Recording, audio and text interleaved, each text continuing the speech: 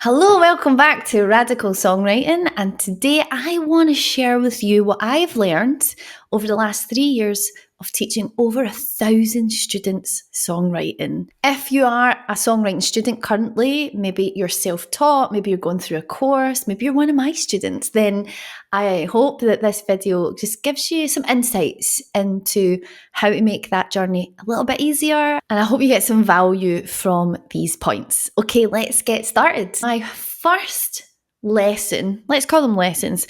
My first lesson is that community is important. So when you are studying songwriting, you can feel like you're doing this all on your own. I mean, you are doing a lot of it on your own. And actually, art in general is at times a very isolating experience. And you can just be there focusing on one thing for hours and hours, and you kind of like snap out of the flow and you're like, oh, it's dark. I need to eat something. Who am I? What am I? Oh God, everything I've written is rubbish. Cue your best pals. This is when we need some form of community. Anything. It can just be a couple of mates. Maybe you meet them online inside a community, an online community, and you have a Zoom call once a week. Or maybe it's in real life and you're somehow engaged in your local music scene and you form a little songwriter circle. Whatever it is, like get some pals that are also doing music. They don't need to be your best buds forever. They can be your music pals, your songwriting pals. I highly, highly recommend that you get yourself surrounded by something that feels like community. It's going to help you so much along the way. And you're going to be able to help each other with things like feedback and collaboration and just sharing the ups and downs and the ins and outs of following the pursuit of art and making music and writing songs. So get yourself some pals. It's really going to help, I promise. The next lesson I've learned is you really need to have a growth mindset to be a good musician and a good songwriter. And so what do I mean by that? It's you need to almost have a sense of humility with you, that you know you don't know everything. And instead of that being a really bad thing and like, oh, I'm so rubbish, I don't know everything, it's I don't know everything. So let's see what we can learn today. And that mindset, that kind of shift is so, so crucial to allow you to be open enough to absorb information, allow you to be able to see things that you don't know yet as a challenge instead of a problem. And so I've noticed the students that have that growth mindset are way more positive, they're way more curious, they're more excited about it.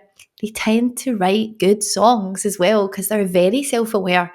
And so if you're feeling anxious or if you're feeling down on yourself because there's a lot that you don't know, join a club. There's a lot that all of us don't know. But do you have the mindset that sees that as a problem?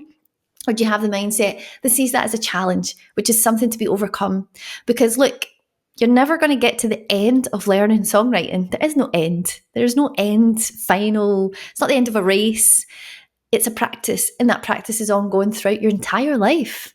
And if we live long enough, hopefully that's a really, really, really long time. So that growth mindset could really be the difference between your studying feeling really clunky and difficult and negative, or your study feeling quite elevating and enjoyable, challenging, but fun. Because at the end of the day, we're here for a good time, not a long time. But also, like, be safe. My next lesson is really connected to the last one, and it is for you to just stop thinking like an adult. So we are essentially playing. When we go into the arts and we make music and we write songs, it's play. It should be playful. There's a playfulness around it because we're creating things from nothing. We're investigating and exploring and being curious. I found that adults can have a really hard time learning. They're really impatient with themselves. They can be really, really critical of themselves. And although sometimes kids can be the same, generally speaking, they're just a lot more open to adventure. And so a lesson and a way I really do like to think about it is when you sit down to write your song, if you can, try and remove this concept of being some kind of adult and whatever that means to you, whatever obligations, responsibilities, levels of maturity, whatever that means, because your songwriting is a place where you can really let your inner child wild and come up to the surface and your inner artist really show itself. Quite often I find that energy is not an elegant mature, intellectual energy. I find it a playful, emotional, and expressive energy, much more like a child. Doesn't mean that you don't need to be professional. It doesn't mean that you need to talk or act like a child, but just to have that essence of playfulness when you approach your songwriting is going to really help you. The next lesson is less is more. Less is more, which means practicing a little bit every day is much better than a huge big 5-hour session once a month. That 5-hour session, unfortunately, is probably just going to leave you frustrated and exhausted, whereas a little bit every day, 10, 20, 30 minutes every day is so much more powerful. Also, practice. Less is more when it comes to practicing. So obviously your songwriting is practice, but maybe if you have, like for example, if you're inside Radical Songwriting Academy, you have lessons on ear training. You have lessons on the major scale so that we can learn this stuff by ear and by singing. And these lessons are short. They're like 5 minutes. Do one of them every day or every other day.